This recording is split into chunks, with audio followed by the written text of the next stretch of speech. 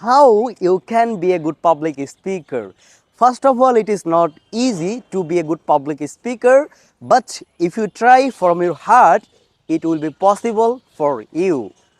Becoming a good public speaker, you have to take practice, strategy, and consistency. Here are some key tips becoming a good public speaker. Number one, speak slowly and clearly. When you will speak in front of a public place, you have to speak slowly and clearly.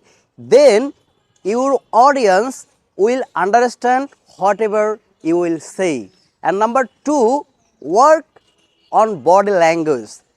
Dear guys, body language is most important if you want to be a good public speaker.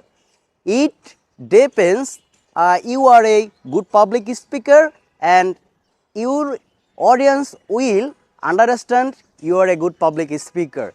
And number three, practice regularly.